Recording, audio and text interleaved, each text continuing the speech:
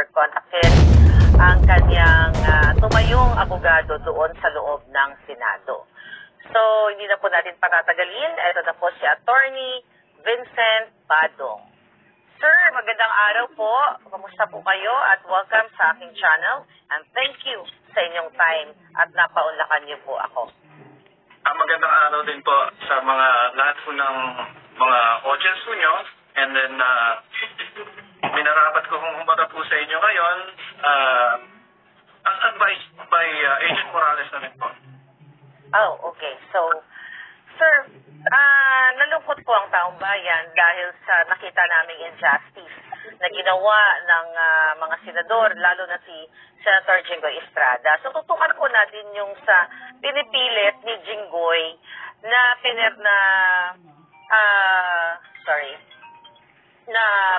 PDS ni Agent Morales, yung may nilagay daw siyang no doon.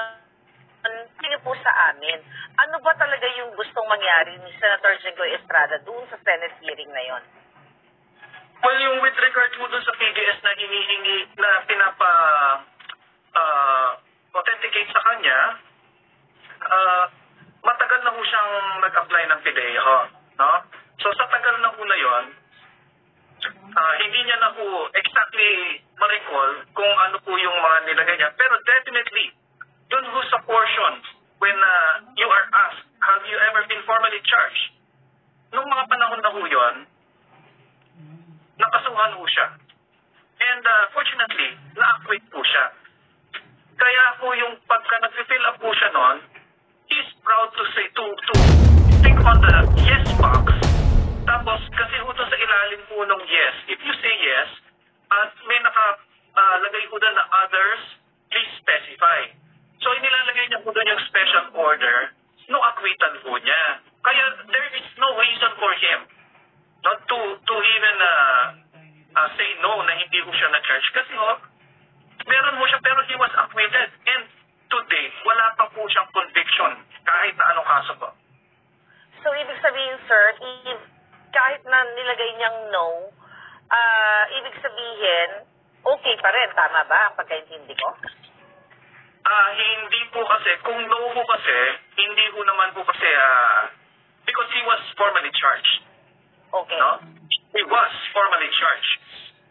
Kaya dapat, yes yun, at nakalagay doon yung special order number. Pero kasi the reason why he was asking for the original documents, kasi hindi ko niya lubos maisip na ilalagay niya no. Yes. Kasi yes, he will be proudly stating yes.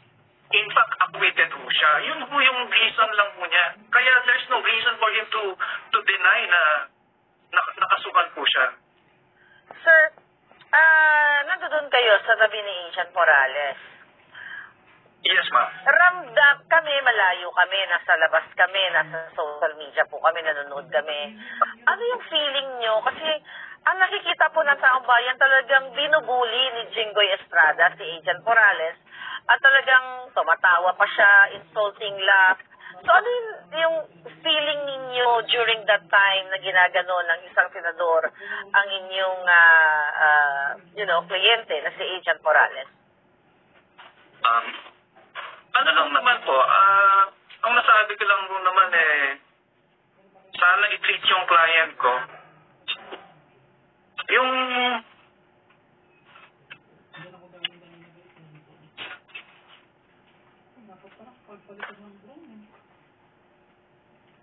Hello?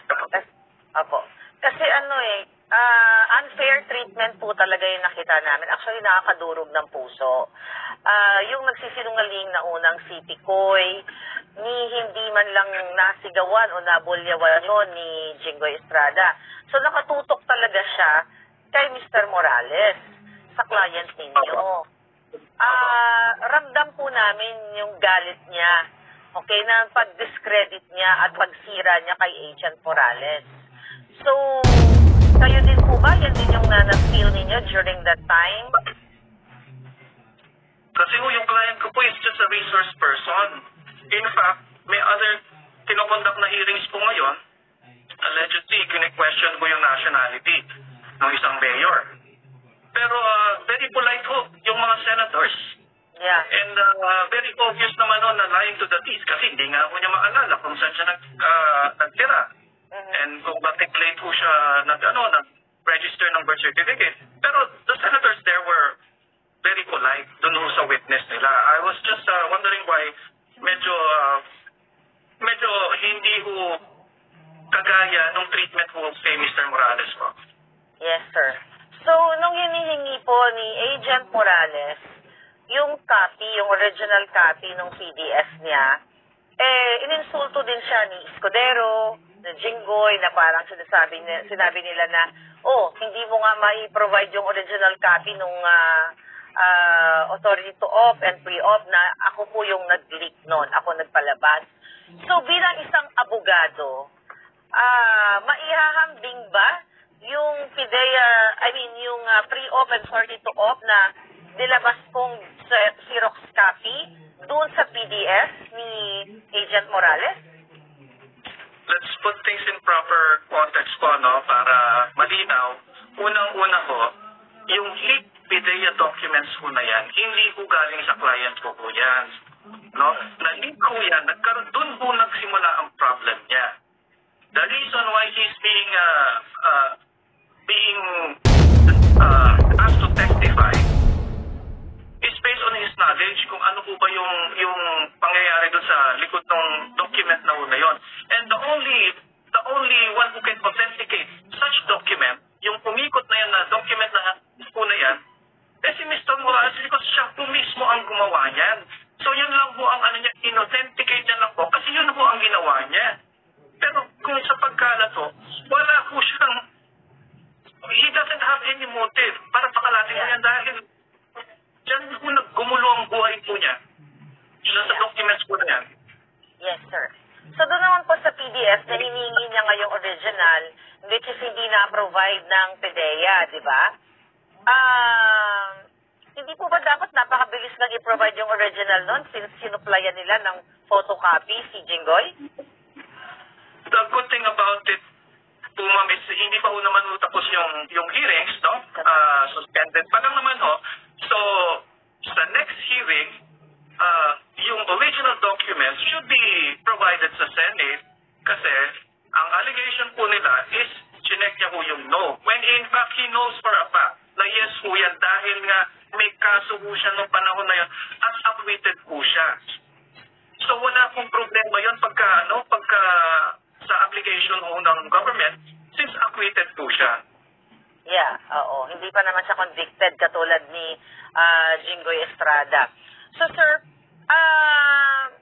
pag mga ganyan ba na kinocontempt ang isang resource person na hindi naman dapat i-contempt dahil lamang sa personal ugalit ng isang senador, ano usually ang pwedeng remedyan ng isang resource person? Pwede ba niyang balikan or kasuhan ng senador na nag-contempt sa kanya ng mali or hindi bias or injustice? Well, mag-motion po tayo, no? Pero as it is, Senate has its own rules. So, hindi po yan parang regular court. Iba po ang Senate. So, hindi po yan na pwede sana kami mag-cross-examine dun sa ibang resource speakers. Pero hindi po kasi ganun ang Senate. So, we take it as it is and then we just try to find yung legal remedies para ho kay Mr. Morales. Okay, sir. Sir, isa doon sa resource person si Ochoa, no? Si Paquito Ochoa, dating Executive Secretary ni Noynoy. Isa yun Yes, sa mga nabanggit ni Agent Morales in the past hearing na isa siya sa nagpigil o nag-impluensya sa dapat na raid noong March 11, 2012 kay Maricel Soriano at kay Bongbong Marcos. Sir, doon sa tanong ng mga senador, I believe, si Senator Bato, na tinanong si Ochoa na ikaw ba ay totoong nagpigil, isa ka sa nag-influence na huwag maituloy itong raid na ito. So lahat ng sagot ni Ochoa, actually, lahat ay no. So bilang isang observant na nakikinig, walang kay Agent Morales kasi siya yung nag-mention ng name. Tama po ba na dapat nung nag-no si Ochoa, nagkaroon ng pagtanong din ang mga senador kay Agent Morales to confirm na, sinasabi ni Ochoa ay hindi daw. Anong masasabi mo? What is your point about it, sir? Yung senators po kasi are the ones conducting the investigation. So, ang objective po kasi niyan is to ferret out the truth. No? So, you can only do such to ferret out the truth by inquiring or asking yung mga witnesses. So, pagka hindi mo naman question or i-cross yung witness, what's the point in asking them to be there? Kasi kaya nga po naging resource speakers po yung mga yan eh. Kasi as far as they're concerned, yung matters related to them, yun po ang i-investigate po ng mga senators po natin. Yeah. So, yun. Nakita namin na talagang wala ring pagbalanse, no? Doon sa statement ni Agent Morales in the past hearing. Sir, doon sa ginigiit ni Agent Morales na di ba yung video, yung CCTV, nakita ng tao ng buong bayan na itong si Picoy at itong si Romy Enriquez ay nag-uusap. Yeah, Enriquez. Then, ayon doon sa CCTV na yon, ay inutusan ni Lisa Marcos o Lam itong si James Kumar para areglohin si Agent Morales or nabanggit din doon yung tungkol sa kanyang pag hindi pumayag, pwedeng, atakin sa puso or sa gasaan, kumbaga death threat. So, doon sa binanggit ni Agent Morales na sana ipatawag din si Lisa Matos or si Lam dahil siya ay nabanggit din. Bilang isang abogado, tama ba na ipatawag siya? Kasi it's really unfair na bakit si Kumar lang, nabanggit din itong si Lam. Kung sa amin po, no, sa legal profession, no, any person na mention during the investigation, pinapatawag po yun. Pinapasabi na po yun, sinasaman po yun. Kasi nga, for them to be able to shed light. Yeah. Dito po sa nangyayari ngayon, dito sa controversy na the controversy that is brought before us, sino mo makapag-clear niyan? Kundi yung mga witnesses po. And since na-mention po yung mga pangalan na yon, as much as possible, lahat po na na-mention, dapat po na-invite for them to be able to express or to shed light on the controversy. Yes. Sir, pinaka-concern ko yung safety and security ni Agent Morales. I believe wala pong nagbigay ng tulong sa kanya, no, from the government, aside lang doon sa Senate, what they call that, OSA? OSA, apo. Office of the Sergeant at Arms, apo. OSA, so, diba yun lang ang nagbigay sa kanya ng security during the day of the hearing. Pero other than that, wala po talagang ibinigay ang government, even though mayroong pagbabanta sa kanyang buhay. Yes po. Ang OSA po, as discussed by General Antcan, we were able to talk to him. Sabi po kasi sa amin na ang OSA is only limited to provide yung security dun sa Senate-related concerns.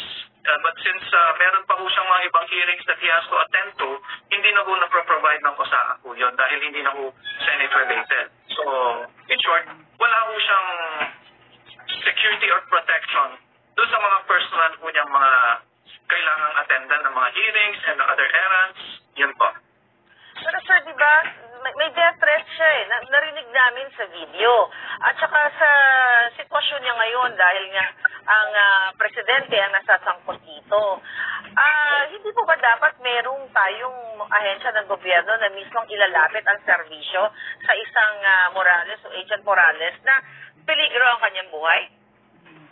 We already wrote the office of the chairman ng committee po asking for a recommendation for Mr. Morales to be under the Witness Protection Program po ng Department of Justice. Na sumulat na po kami kay chairman po, sa chairman ng committee. Kailan po ito?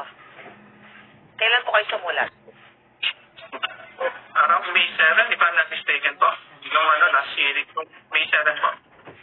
May ano na po, may reply na so far? Wala pa akong reply. Today po, wala pa. Wala pang reply. Ganun po ba talaga kabagal from May 7? Anong petsa na ngayon? I mean, usually, di ba, dapat within 15 days ba? Pero urgent kasi to eh. Kumbaga yung buhay niya ay nakasalalay na anytime, pwede may mangyaring masama sa kanya. That's precisely the reason why we wrote po, no, ma'am. Because due to the exigency of the security ng kailangan na ma-provide kay Mr. Morales po. Kasi nga ako, yun nga, blatantly sinabi, papatayin yan. Kaya ako, nag-request na ako kami talaga niya. Dahil, we already anticipated this eh. Kasi nga ako, medyo influential and yung persons involved na nadawit ho, na nabanggit ho ng mga pangalan, no? Kaya ho, we already requested for that from the committee po. Pero with regard to yung kung meron na po ba, to date wala pa akong reply. Pero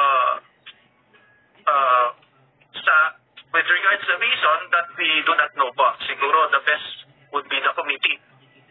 Let's just ask the committee, no? And it's sad to say, mga kababayan, May 7 hanggang ngayon, wala pa ring reply ang ating gobyerno. Yun ang nakakalungkot. Sir, nung na-contempt si Agent Morales, ano po ang may naikwento ba sa sayo after sinight siya ni Jinggoy? Yun nga po. The good thing about it, ma'am, Agent Morales is in high spirits, no? And then pinapasabi niya na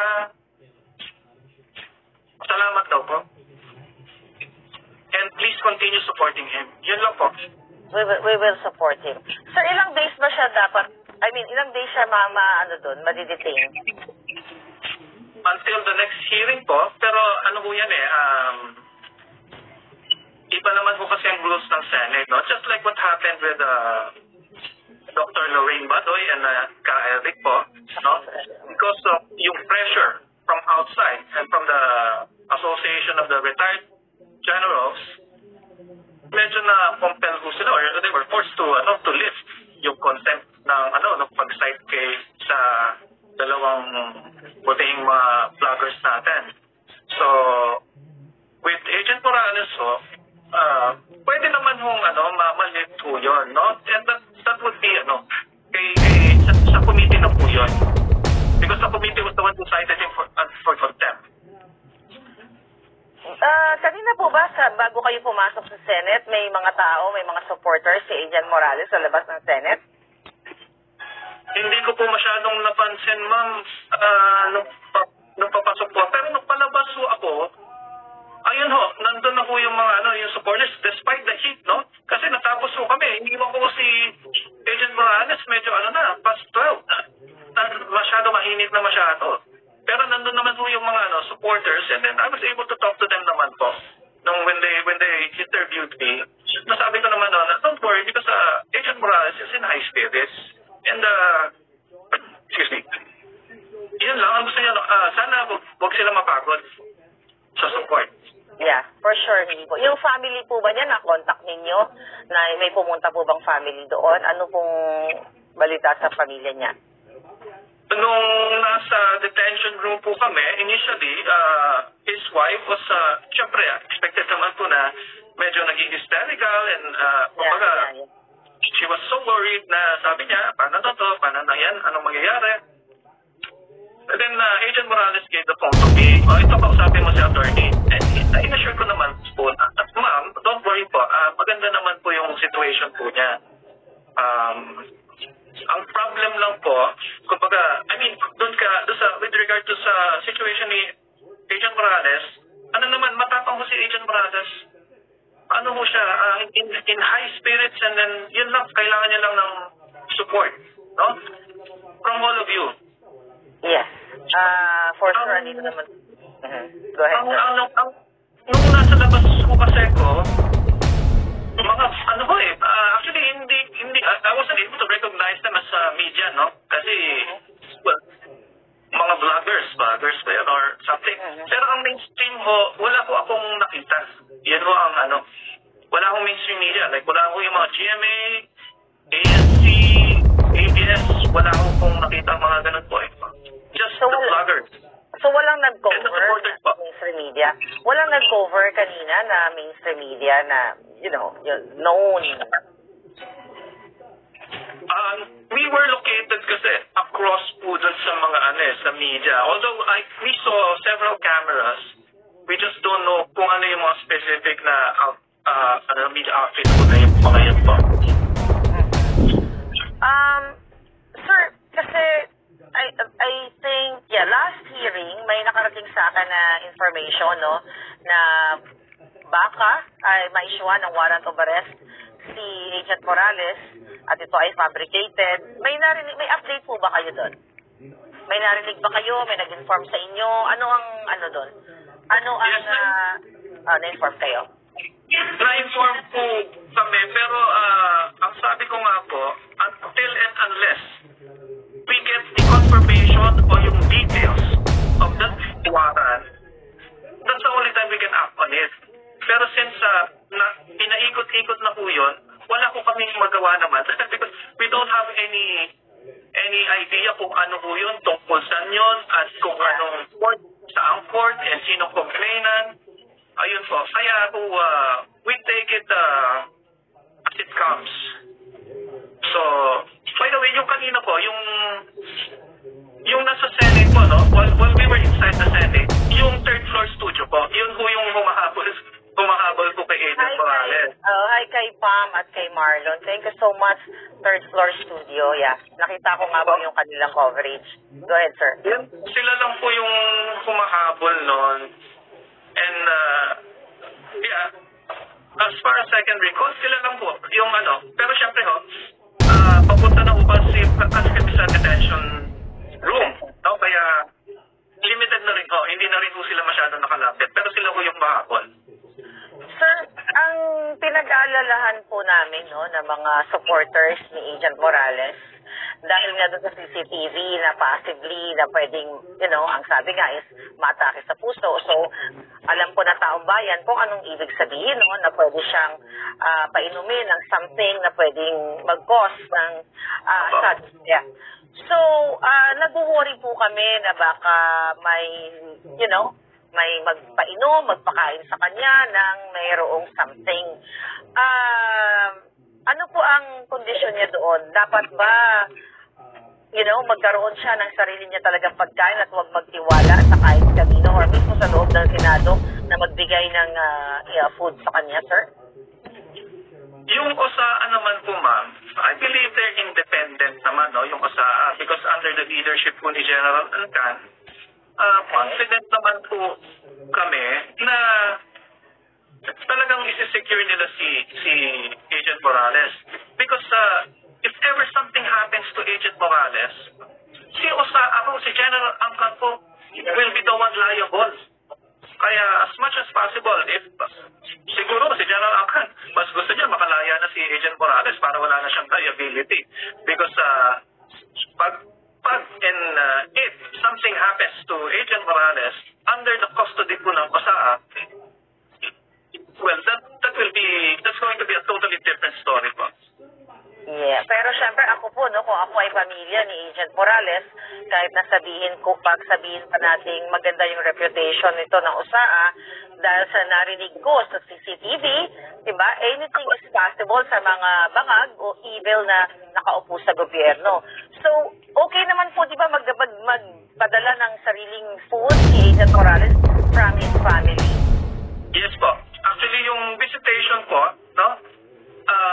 When I review the guidelines, it's from Monday to Friday, 9 to 5 ang visitation po.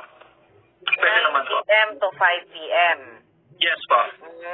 From Monday to Friday po. at pwedeng magdala ng sarili niyang food na Yes, hindi po. naman gagaling sa Senate. Ay, that's good, that's good Pwede news naman and po. good to know. So at least, para panatag yung loob namin, kasi yan po ang concern lahat ng taong bayan na baka pwedeng malagyan ng something yung kanyang kinakain o kanyang inumin. So at least naririnig tayo ng kanyang pamilya at maproteksyonan siya dahil, talagang iba. I mean, iba po ang takbo ng ating gobyerno ngayon. So we're praying and hoping talaga na, at least ma-lift na yung kanyang, yung pagka-contempt sa kanya. Ano sa tingin mo, sir, ang dapat gawin ng kanyang supporters o tabayan para mas mapabilis na makaalis na dyan sa detention sa Senate? Siguro public clamor. Yung Public clamor. yan po ang kumbaga yung pressure from the public. And when I say public po, it should be significant, no? Kumbaga yung most of the people, yan po yung gusto. Pero nevertheless, we'll exhaust all the legal remedies to protect the interests of Mr. Morales. Sir, first time mo ba maka-attend sa Senate hearings? Sorry, ma'am? I mean, at first time niyo ba nung May 7 at ito mga succeeding hearings sa Senate na maka-witness ng ganitong klaseng pagdinig sa Senado? Or may experience na kayo before? The only time that I wasn't there po, ma'am, was yung last week's hearing po. Pero Last week lang previously po, may naatihan kayo kahit sa Congress, sa Senate, may nakapag-attend na po ba kayo ng mga pagdinig? Yes po, ma'am. Yung mga sa mga budget hearing, mga governmental... Okay. So, based on your experience, sir, paano mo maiko-compare yung pagtrato kay Agent Morales dun sa mga previous hearings na na-witness mo?